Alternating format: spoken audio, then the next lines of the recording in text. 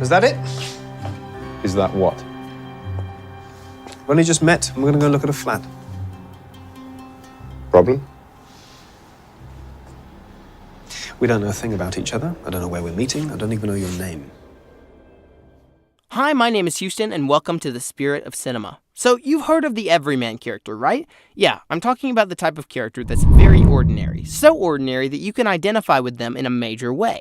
Well, today I'd like to talk to you about why that character is one of the most important things to have in any film. So, without further ado, here are 3 reasons the everyman is very important. Number 1, so relatable. Okay, so when you think about a story, you realize that as an audience member in a movie theater, you always need someone to identify with in the film that you're watching. Someone who thinks and acts in similar ways to how a normal person would. I don't know, I'm making this up as I go. Still not understanding? Alright, I'll put it this way. Sherlock from the BBC show by the same name takes himself very seriously about 99% of the time, right? He's arrogant, self-confident, serious, rants about murders a whole lot. Sherlock in many ways is a godlike presence in the show. A character who is so much smarter than the average person that he's almost impossible to relate to.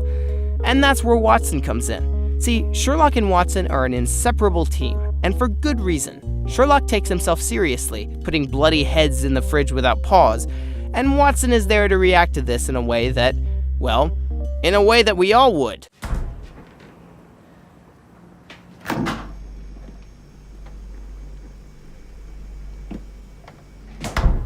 There's a head.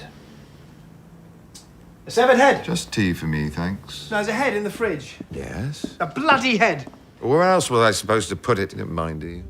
I firmly believe that Sherlock's TV show would be nothing if Watson didn't exist, because without a character, an everyman, to relate to in the show, viewers would be stuck watching Sherlock solve murders alone without anyone to feel connected with. So yeah, basically in every story there needs to be a character who acts the way the audience would, especially in movies involving high-concept things or serious topics. That's why Marty McFly is the main character of Back to the Future. If Doc Brown was the main character, he'd be so unrelatable and science-y that the movie would lose its heart and soul.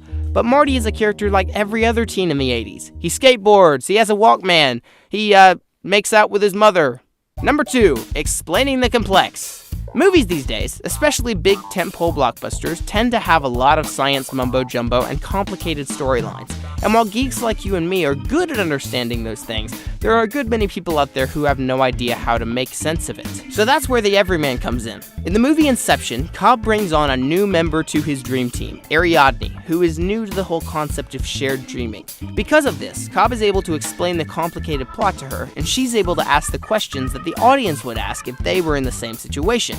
Useful everyman, right? Although that being said, the story's still really hard to understand. There are people out there who said it's wobbling because the table is made of wood.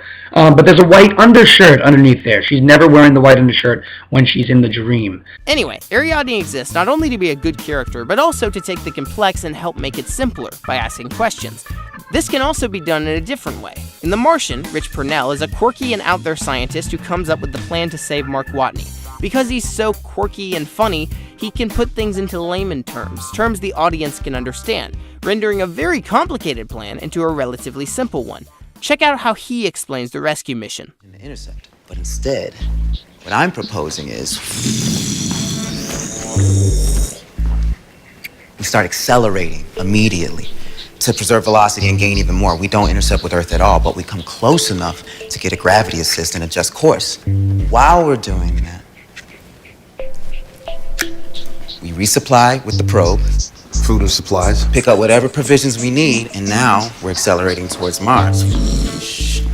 You're Mars. Now, we're going too fast at this point to fall into orbit, but we can do a flyby. Watney would intercept using the MAV. Easy enough to understand, right? That's because he was an everyman, and he serves his purpose to explain things well. I've done the math. Checks out. Rich? Yes, sir. Get out. Number 3, hanging a lantern on it. Movies these days are dumb. Well, most movies anyway. But generally, the stupidity of movies doesn't matter if the movie recognizes that it's stupid. It's only when a movie takes itself seriously, when it's really just dumb, that things get out of hand and it becomes laughably ridiculous. That son of a bitch brought the war to us 2 years ago.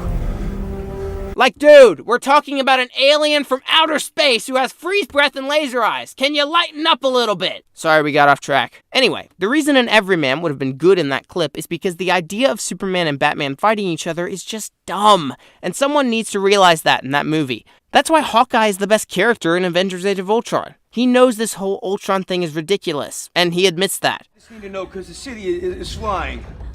Okay, look, the city is flying. We're fighting an army of robots. And I have a bow and arrow. That's why Star Wars is so good. Luke Skywalker and Obi-Wan Kenobi are always going on about this dumb Force stuff, and Han Solo is there to say what most of us would say, at least at first. Hokey religions and ancient weapons are no match for a good blaster at your side, kid. The prequels don't have a Han Solo character, and they suck. There was no character, no everyman in this scene to say, hey, that sand speech was dumb. I don't like sand. I may have gone too far in a few places. And so the movie took itself seriously, and it was terrible.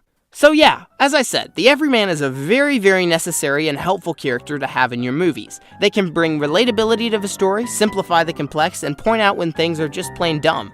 If you're writing a film currently, like I am, you might want to consider this idea when creating characters to populate your world. Alright guys, thanks for watching, and remember to stay in the spirit of cinema.